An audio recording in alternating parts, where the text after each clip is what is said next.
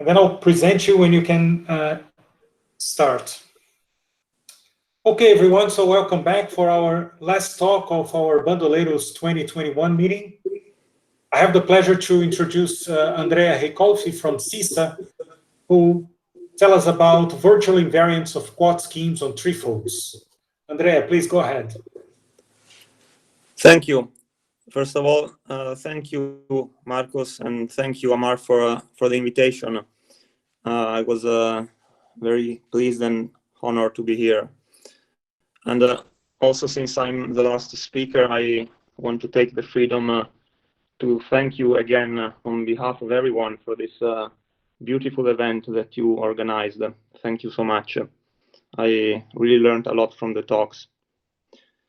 So let's start. So first of all, I apologize for disrespecting a little bit the theme of this event, because I have to say the only vector bundle that will appear in this talk will be the trivial vector bundle on a very special algebraic variety, which is a affine 3 space. So this will be actually the only one appearing, but there will be many other. Let's see. So the goal of this talk is to introduce, so define, first of all, various types of Donaldson-Thomas invariants. So I will, as I said, define DT invariants in various flavors. So there will be, so I have to say that classically DT invariants are numbers, so they live here in the integers, but they admit natural refinements, and I will talk about all these refinements. So there is, for example, the k-theoretic refinement. So we will see DT invariants living in a localized version of the equivariant k-theory, and these will specialize to cohomological DT invariants. So they live in the fraction field of the cohomology ring of a three-dimensional torus. So the arrows down mean specializations. So on the other hand, there will be also motivic Donaldson-Thomas invariants. So they will live in a suitable enlargement of the classical Grothendieck ring of varieties. And they will specialize to Hodge theoretic invariant. So there will be elements of this ring, which is the ring where the Hodge series of mixed Hodge structure lives. So this bullet here will be filled in with any of these, you see, orange decorations. And there will be just a rank that we will fix. This will be the rank of the theory we consider. And I have to say, I will repeat it at some point, but if you put R equals 1 in whatever follows, then the theory was already solved.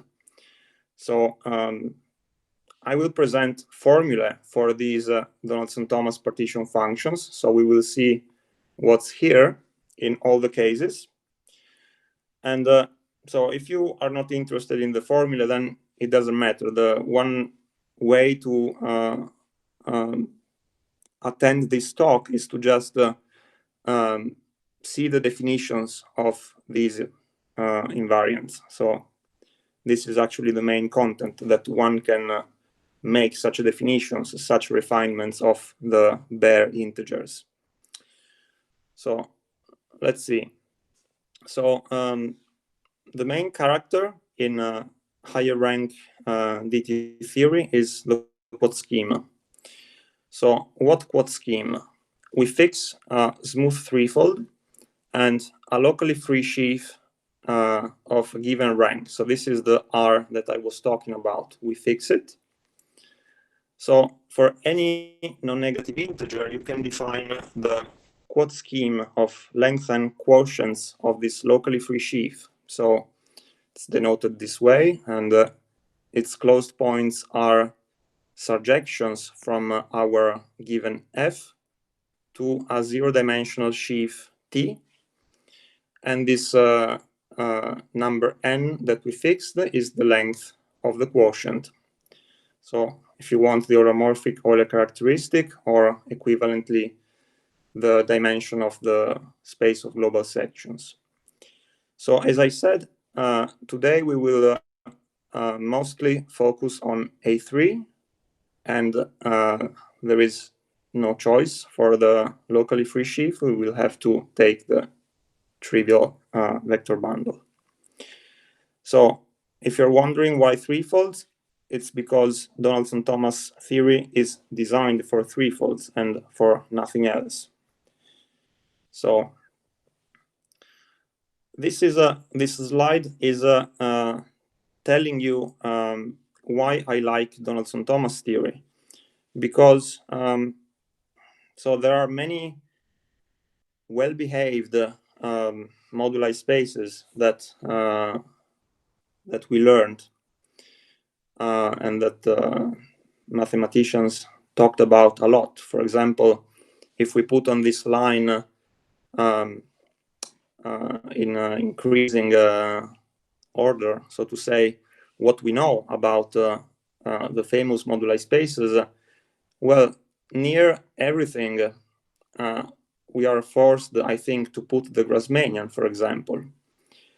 And in the middle, where many amazing things happen, we have, for example, the moduli space of genus G curves, or its upgrade, the moduli space of stable curves.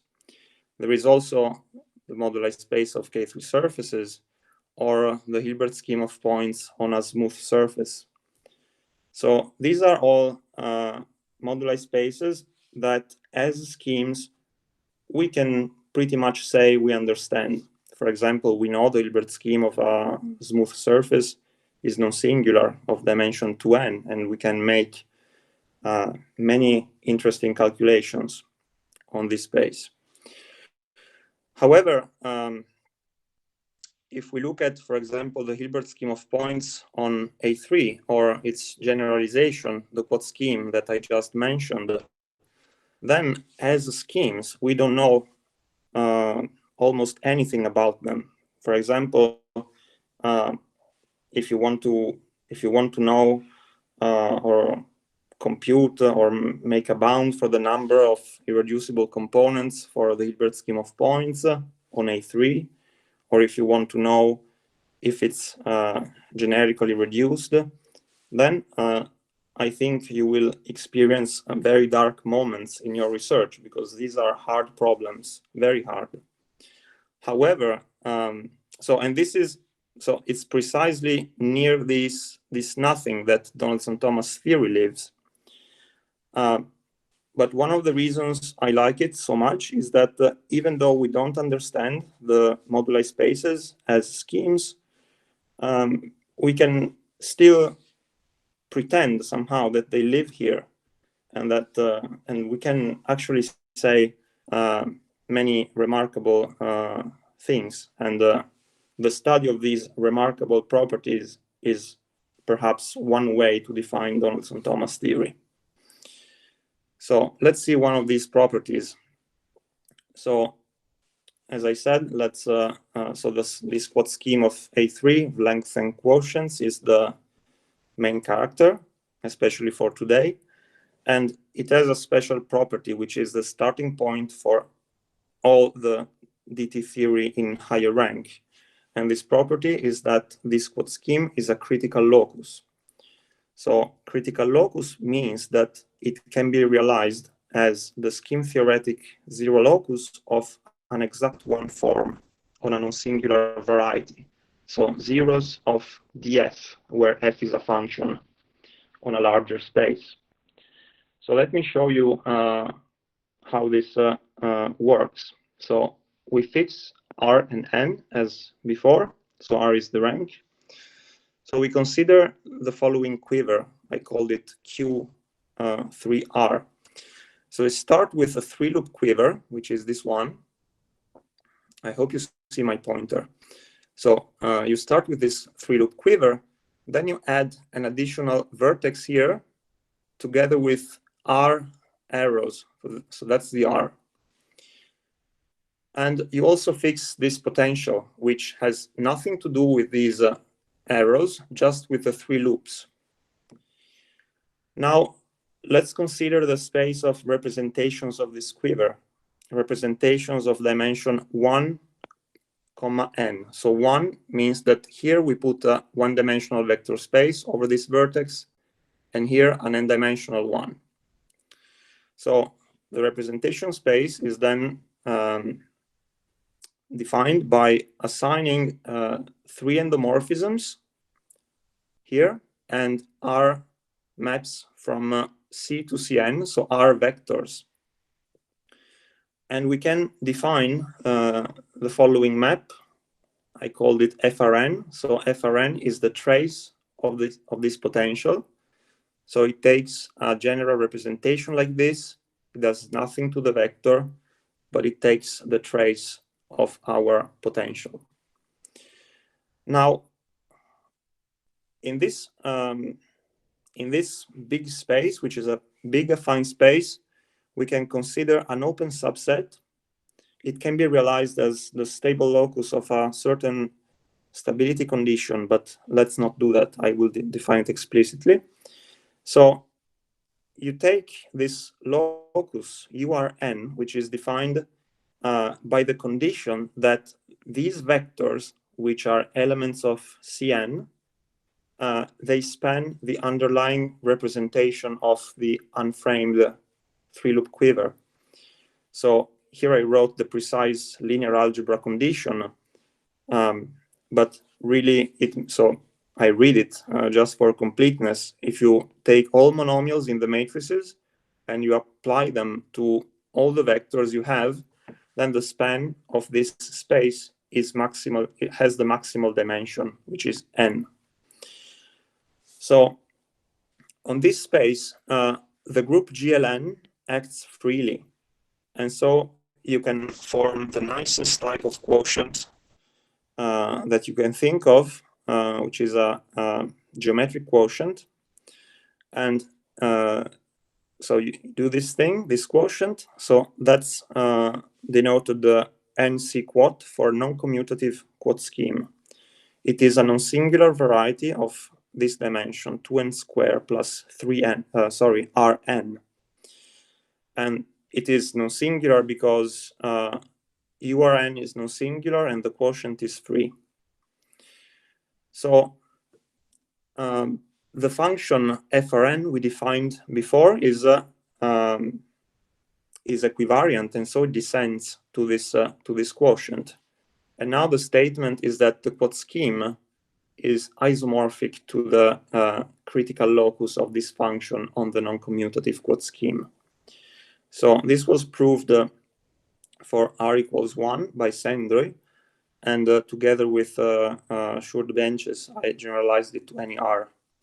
So we have this result for all Quot schemes. Now, let me tell you a few words about Donaldson-Thomas theory in general. This is DT theory in one slide. It will not be very useful, but I think it's fair to say at least a few words.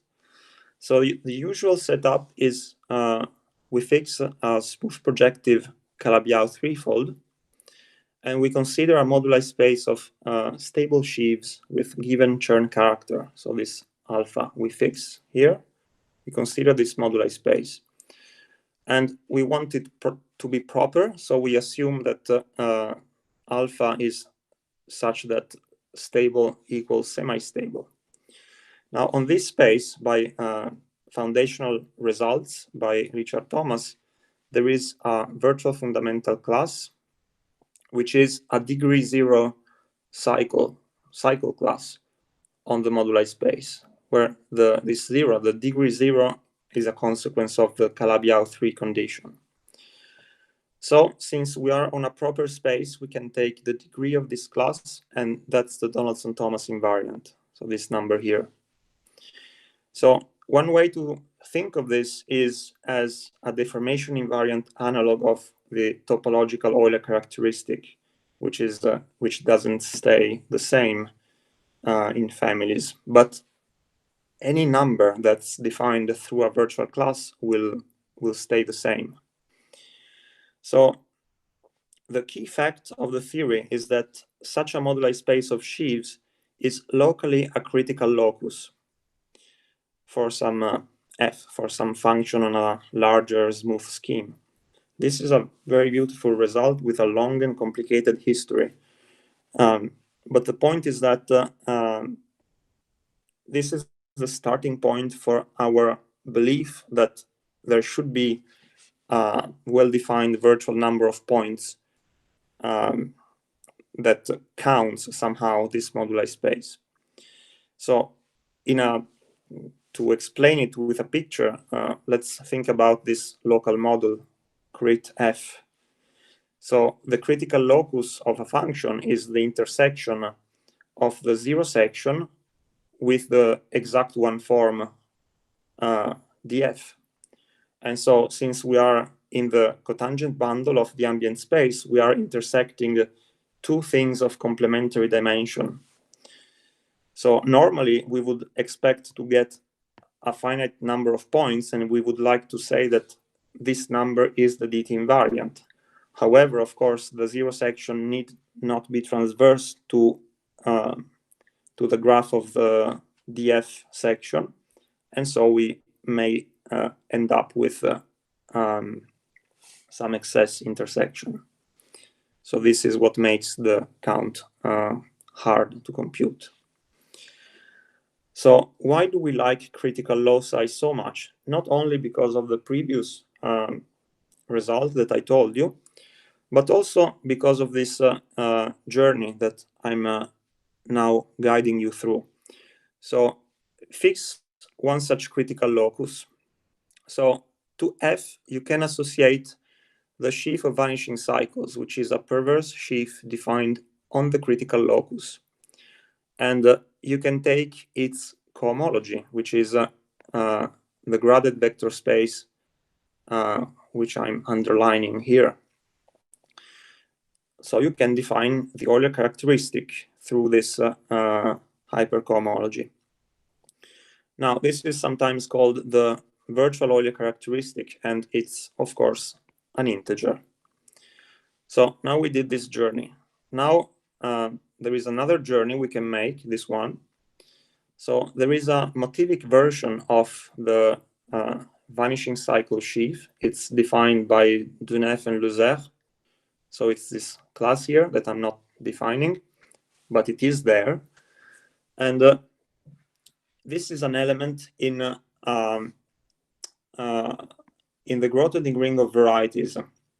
So this mu hat has to do with monodromy, but we don't care about this.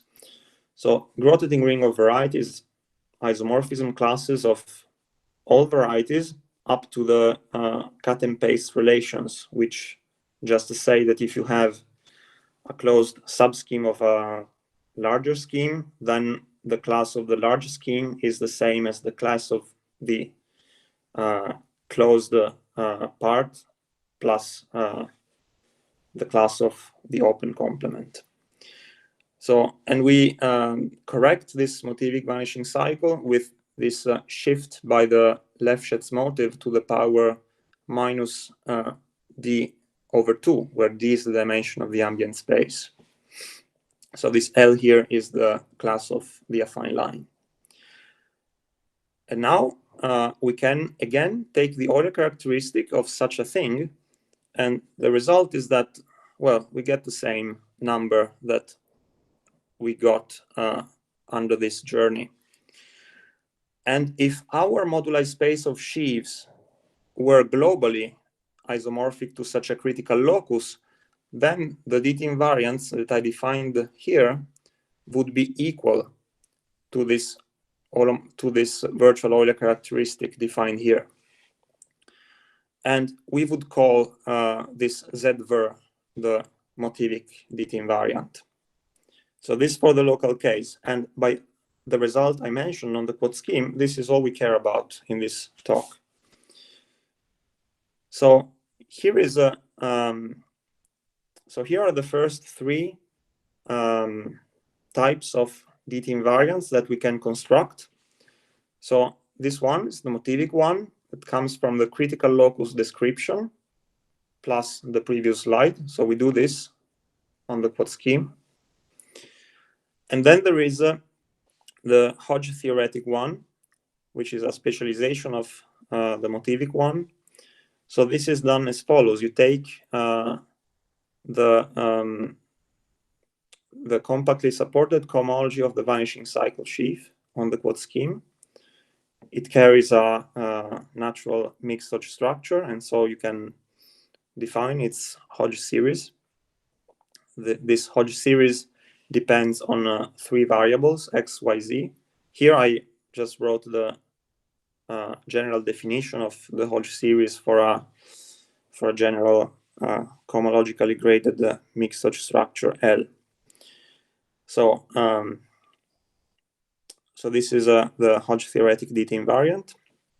And then you have the enumerative one, which is just the generating function of the virtual Euler characteristics. So this we have again by the by doing this journey here. So the results are the following. So the motivic series satisfies this relation.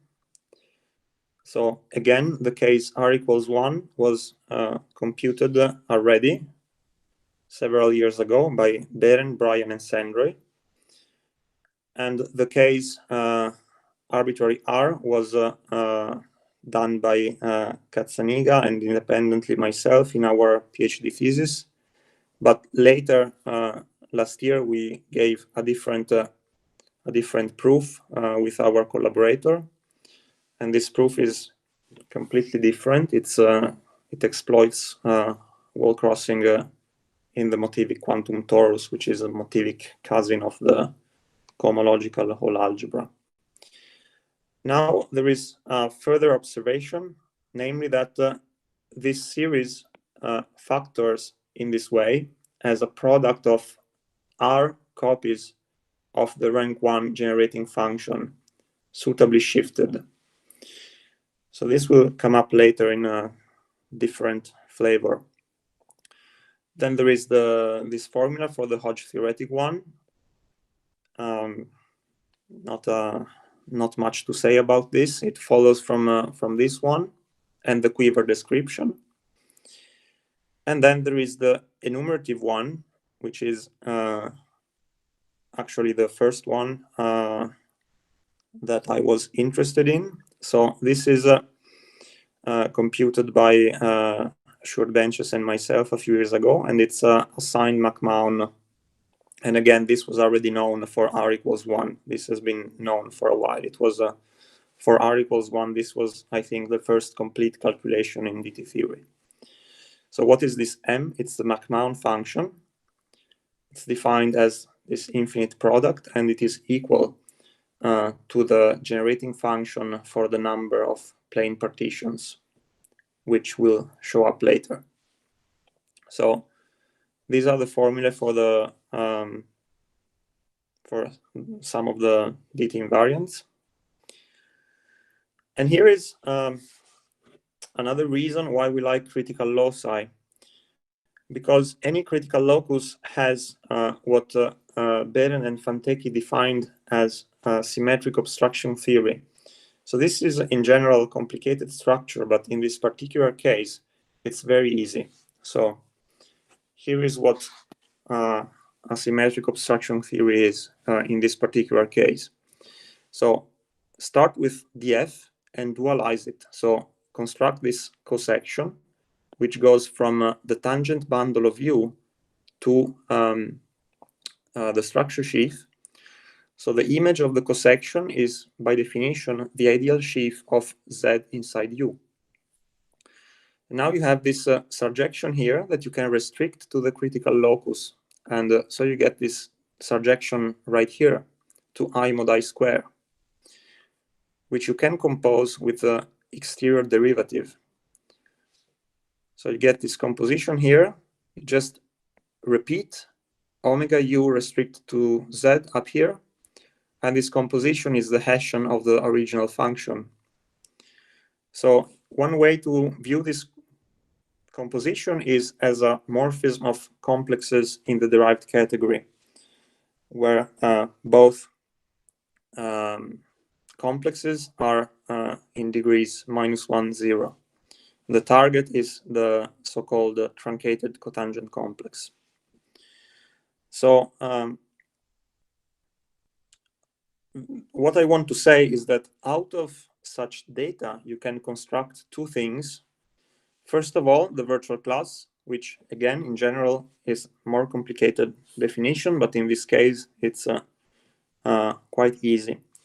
And second, a virtual structure sheaf on the critical locus Z. So let's start from the virtual class. So a virtual class is constructed as follows. One way to rewrite this diagram is as follows. So let's start from here. So we have this bundle on Z. And now we have this surjection, which we can take spec sim of. So spec sim of I mod I square is by definition the normal sheaf to Z in U. And the norm, so we have a closed immersion here because this was surjective. But the normal sheaf always contains the normal cone, which is this thing. So we have now a cone inside a vector bundle. And this is the general philosophy of obstruction theories, that you need to construct a cone in a vector bundle. So now we would like to intersect this cone with the zero section of the vector bundle. But this is actually done formally in the following way. So it is a result, which is in Fulton's book, for example, on intersection theory, that the flat pullback of every vector bundle projection is an isomorphism. So for example, let's take this one, where we start from degree 0 cycle classes on Z, and we land into degree D cycle classes on the total space, because the rank is D. So we take the inverse of this, and the virtual class is the image of the class, the fundamental class of the normal cone. So here we have the fundamental class of the normal cone, and we take its preimage under this flat pullback. So that's a virtual class. Or you can also form the virtual structure sheaf, which is the following class. So it's a K-theory class, which again exploits this cone. So this cone, as we said, is a closed subscheme here. And so you can take its structure sheaf, which is going to be a torsion sheaf here. And you now apply derived pullback along the zero section to get this K-theory class. And these two objects are related. So if the critical locus is proper, then the degree of the virtual class equals the degree of the virtual structure sheaf, where by degree I just mean the K-theoretic push forward to a point. Okay, so let's start with the other types of invariants, starting from the most general ones, which are the K-theoretic ones. So the starting point for us is that this Quot scheme carries a natural torus action. Now, from now on, I will shorten this Quot scheme by just writing QRN. So what's this torus action? Well, there is a natural action of the three-dimensional torus on A3. It's a standard action. So this is going to move the support of the quotient sheaves. So it's the induced action from this standard action on A3. On the other hand, we have an r-dimensional torus, which rescales the fibers of our trivial locally free sheaf. So we consider this double action at the same time. We call T the product of these tori, and we consider the fixed locus. So the fixed locus has a very nice description. So it's a disjoint union of components, where each component is a product of rank 1 objects, namely Hilbert schemes, but not the full Hilbert schemes. Actually only the C*3 fixed part. But the C*3 fixed part is a finite subset of the Hilbert scheme, which is very well behaved. It's reduced and isolated. And it is parameterized by the monomial ideals. So subschemes that are cut out by monomial ideals. So every point in the Quot scheme that belongs to the fixed locus will be something of this form, a quotient like this, where every Zi here is a monomial subscheme of some length. So here the composition here means that I have R such subschemes, and the sum of their length is going to add up to N. So it is also known that any monomial subscheme corresponds to a plane partition. So precisely the things enumerated by the McMahon function. So a plane partition, an example is depicted here. So it's the one dimension higher analog of a Young diagram. So it's a way of stacking a given number of boxes in the corner of a room. So this is why it takes this form. Now, because of what I mentioned about the Hilbert scheme of points, also this fixed part is going to be finite and reduced. Now, one result that one has to prove is that the critical obstruction theory that we define here, this is T-equivariant, meaning that this morphism in the derived category actually has a canonical lift to the equivariant derived category. Another property is that the determinant of this complex, the equivariant one, which is called the K-ver, to recall virtual canonical bundle, this thing has a canonical square root. Now, it's easy to see this in the non-equivariant setup, because if you take the determinant of this thing, then you're going to get canonical here, and it's dual here. But the rule for taking determinant of a complex is that if something is in even degree, it stays what it is, and if not, it gets dualized. So actually here, the determinant is the second tensor power of the canonical bundle of U restricted to Z. So that clearly has a canonical square root, and the same is true equivariantly. So we've got this class. Now we've also got the virtual structure sheaf. There is also its equivariant version. It's naturally defined, and we can tensor this virtual structure sheaf with this square root that we know we have. So this is this is called the symmetrized virtual structure sheaf, and it's denoted like this with a hat on top. Now let me give you the wrong definition of the K-theoretic DT invariant. it's the push forward to a point of this over symmetrized. So it's wrong because we don't quite have this operation on a non-compact scheme. So this definition has to be corrected, and I will now correct it, even though it will take a while. So next goal is to give you the correct definition. So before getting to the definition, let me just say a few words about representations of a torus. So if you start with a torus T of dimension G, say, then the equivariant K-theory of a point is this polynomial ring, where T1 up to Tg are the coordinates of the torus. You can also rewrite this more intrinsically in this way. So all monomials, so the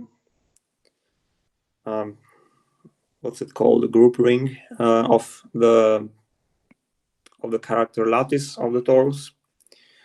And there is this, so the identification here is the map which takes a representation to its decomposition into eigenspaces, and it's called the trace.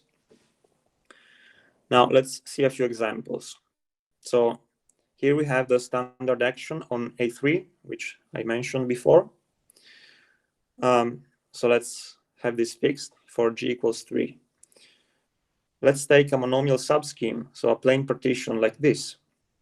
Then this, being a plane partition, defines a monomial subscheme with ideal given in this way. So you have to look at the staircase defined by the partition. So those are the generators of the ideal. And so what's the trace of the structure sheaf of this subscheme? Well, it's the sum of the boxes. So there is one, which is in the corner, which is hidden, and there is T1, there is T2, T3, and T3 square. That's one example. Or if you take the only torus fixed point of the origin of A3, and you compute its tangent space, then as a representation, it is equal to this direct sum. And so its trace is going to be, so since the action is this one, its trace is going to be the sum of the Ti's inverse. Or you can take the full polynomial ring as a representation. Then its trace is going to be the sum over all boxes. So you get this this product of geometric series. So of course we started with an infinite dimensional representation, so this is not strictly speaking in here. It is in the power series ring. So we are allowed to do this whenever we have finite dimensional weight spaces, so that's fine. And finally, if you have any T-module V, you can define its total wedge, which is this alternating sum of the wedge representations, and its trace has this form. Now, let me mention the tool we are using to correct our definition of the K-theoretic invariants. So in general, so this was proved by Fantecchi and Goethe. So if you have a proper scheme with a torus action and an equivariant obstruction theory, so first of all, you can define the virtual tangent space, which is just a dual of the obstruction theory, and the virtual normal bundle, which is this thing. So what is this? So we first take the dual, then restrict to the fixed locus. Now the action is trivial here. So every class, every also K-theory class splits as a sum of a fixed part and a moving part. And so the moving part is the virtual normal bundle. So what Fantecchi and Goethe proved is that in this proper case, if you define chi virtual of any K-theory class on M to be the push forward to a point of the class you fixed, tensor, the virtual structure sheaf. Then you have this formula. This is the virtual localization formula in K-theory. So it says that you can compute this thing by computing it on the fixed locus as follows. So you restrict the class to the fixed locus, and you divide by the total wedge of the virtual normal bundle dual. So because we have inverted a bunch of monomials, this is not going to land in the K-theory of a point, but in the localized version. So this is just the localization where we have inverted all these expressions, because, as I said, we have this formula, so we have to invert this. So the general principle now is that if your scheme M is not proper, like in our situation, the Quot scheme, but the fixed locus is proper, which is, again, our situation, then you can still make sense of this of these objects, and you just define them to be the right-hand side of the virtual localization formula, because now the right-hand side makes sense because this is proper. So that's our definition. So the K-theoretic DT invariant is under this principle here, the chi-virtual of the Quot scheme calculated in the square root of the virtual canonical bundle. And the principle was to translate this into the right-hand side of the localization formula. And if you do this, then this is what you get. So it's a sum, finite sum over the fixed points. And here is the class we started with, this class. And then we have to divide by the total wedge of the dual of the virtual normal bundle. So actually here I wrote the virtual tangent bundle, because in this particular case, something that one can show is that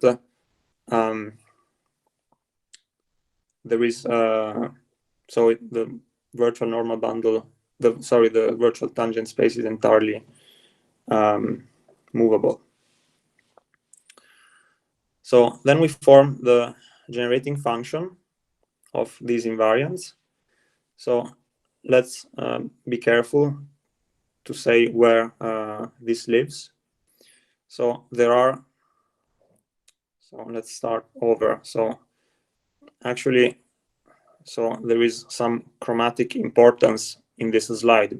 So the three-dimensional torus is violet, and the r-dimensional torus is green. So we have three equivariant parameters for the violet torus and r equivariant parameters for the green torus. And then this class will be expressed in terms of this kappa, which is the product of the three violet parameters. And then we take, we put all these invariants in a generating function with q being the variable recording the length. So we end up here. Now, this series was computed for r equals 1 by Okounkov, proving a conjecture of Nekrasov, and the formula that he proved is this. So I should explain just a few things. So the brackets are just this operator here that takes an element to itself to the 1/2 minus itself to the minus 1/2. And the capital exp is the plethistic exponential. So plethistic exponential of function is the following. So you evaluate the function in all integers, positive integers, divide by these same integers, you sum over all integers, and you take the usual exponential. So note that the right-hand side of this expression has no green in it.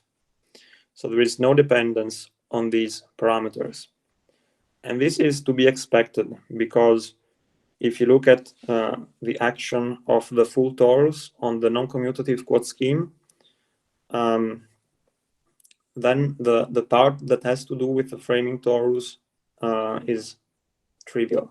There's no such action. So that's to be expected, but not entirely obvious. All right. And then the result I wanted to mention is a joint work with Nadir Fazola and Sergei Monavari. So it's a computation of the higher rank version. So we get a very similar formula. So there is this bit, which is identical. And there is an R here showing up in place of the 1. And then there is this additional fraction. So again, there is no green in the left-hand side, except for the R, of course. That's unavoidable. But there are no W1 up to WR. So this formula was conjectured by Avata and Kanno in string theory. And it's pretty interesting to note that another way to rewrite this right-hand side is as follows. So it's like a product of R copies of the rank 1 K-theoretic DT series shifted in a way that it's strikingly similar to the motivic factorization. It's actually the same if you just rename kappa, kappa to the 1/2 minus L to the 1/2 in the motivic setup.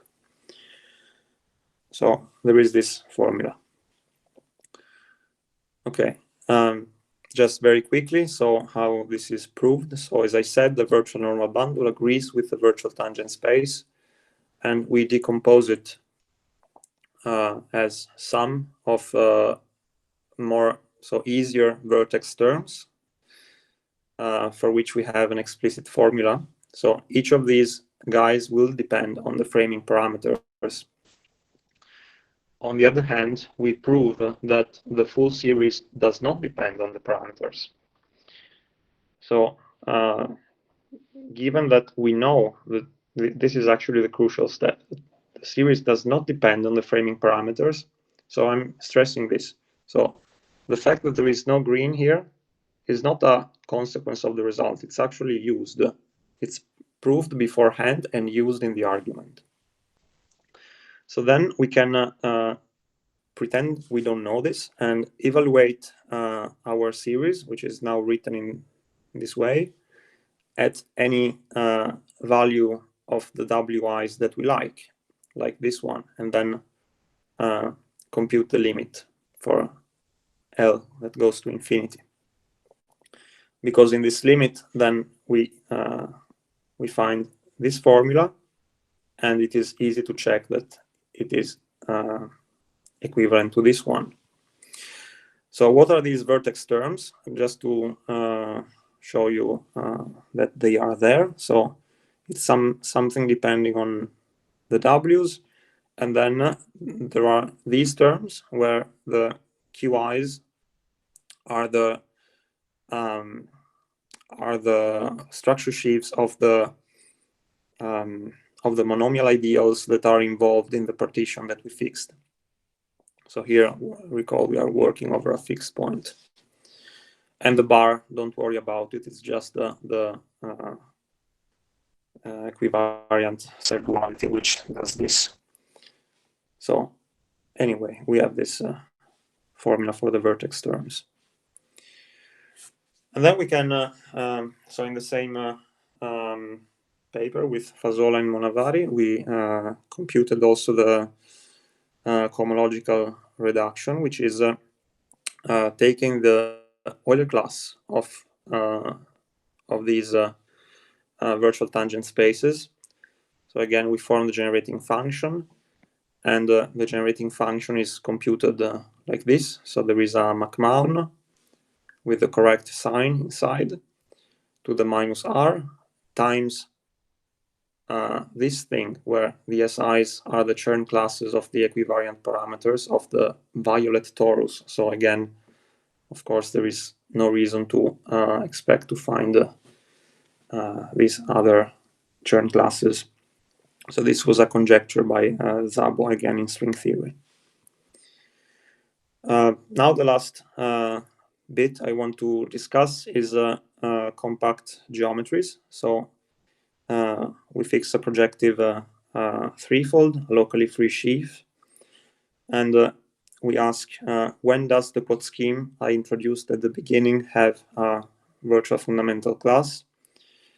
So in a paper from last year, I found some sufficient conditions which are quite reasonable. So in all these cases, we can define the Donaldson-Thomas theory. So now we are in the more familiar land of integers. So crucial point is the virtual class will be zero-dimensional, also in the non-Calabi-Yau case. So we will just have to take the degree of the virtual class, form this generating function. So there is this conjecture that I propose, which is we should prove this formula, which is already proved for r equals 1. That's essentially the reason why I think it's true. And also it's proved in the Calabi-Yau case, again last year, under the assumption that the sheaf is rigid, but this is no big deal. It has to be rigid for the existence of a virtual class. Just think of it. It's also true in the rank 1 case, actually, because the structure sheaf is rigid by definition of Calabi-Yau.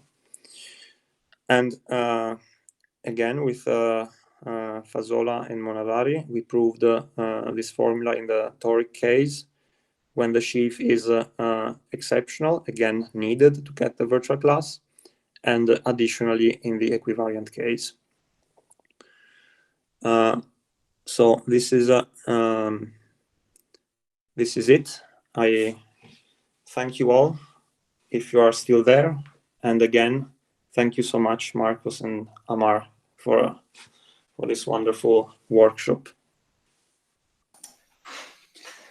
Thank you, Andrea. Thank you for your nice last slide and your words. Are there any questions?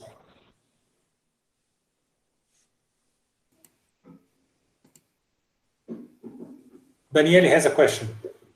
Yeah, so I heard that somebody computed a similar series for A4 with a, this, instead of Behren-Fantecchi obstruction theory, this obstruction theory with on X2 with quadratic forms. So can you do something like that for higher rank? Well, certainly it is possible because these people, which are Martijn Kool and Jürgen Rennemo, did it. So it's certainly possible. I haven't read their paper yet, partly because it's not on arXiv yet, partly because I'm a bit lazy. They sent it to me, but I haven't read the details. So that covers the completely the local case of A4. And I think the crux is to solve the rank 1 case. And my guess is that for the higher rank case, it will not be as difficult as the rank 1 case. So for the Hilbert scheme of points of C4. I see. But again, I don't want to say too much on things I haven't looked at yet. Okay. So another question, I'm sorry, for your last slide. So is it, yeah, can you say what is M again? I'm sorry. Yeah, sure. It's a McMahon function. So it was somewhere, here. So it's a okay, generating function of the number of plane partitions, or if you want, it's this infinite product. Okay. Okay. So does your formula hold for maybe for exceptional bundle on a Fano?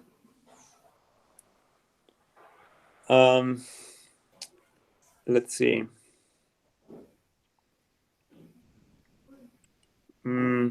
So one has to have, so for the existence of the obstruction theory, where is it? Yeah, here.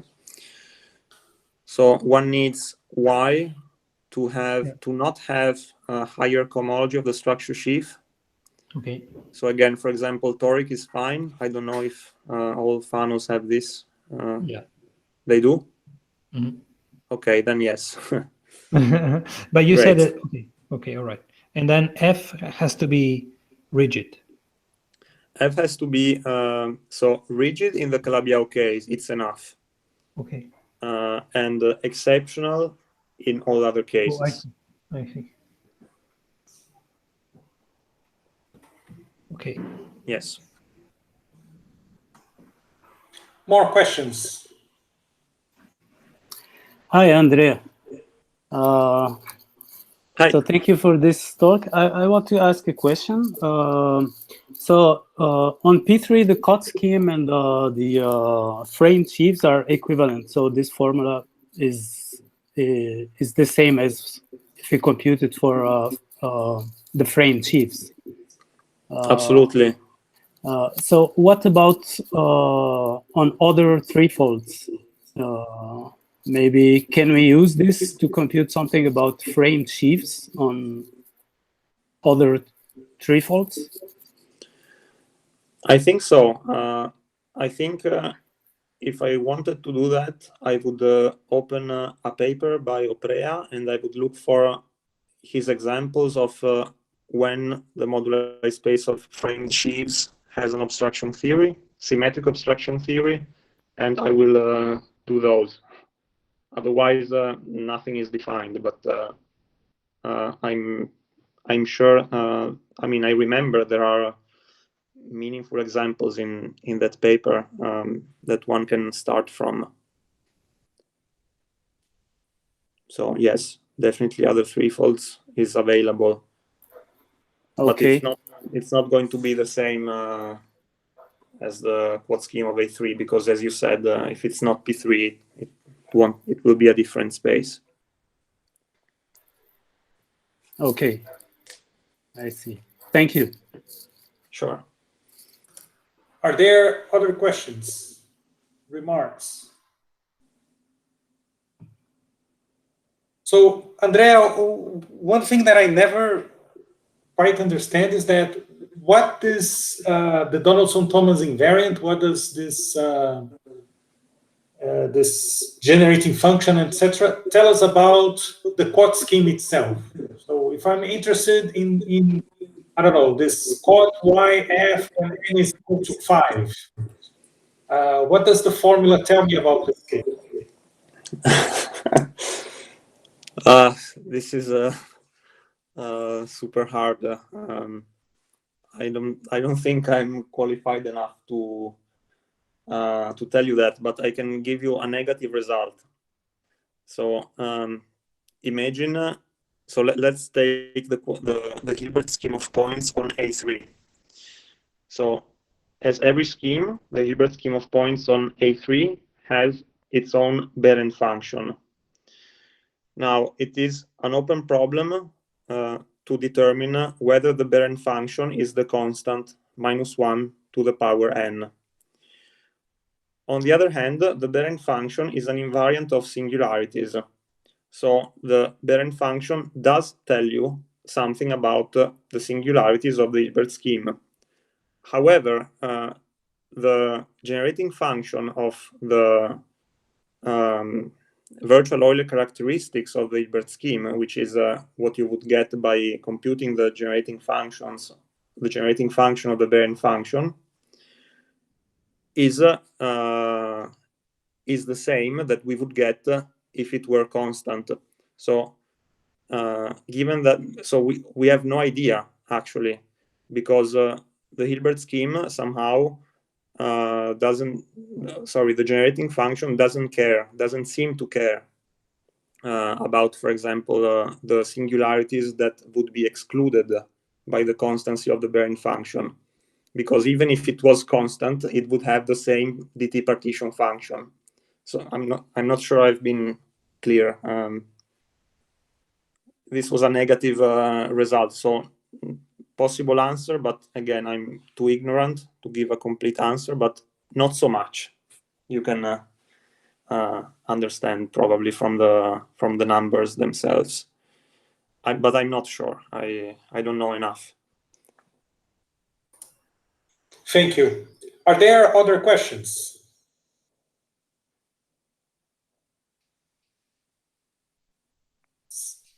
There's someone with the hand raised.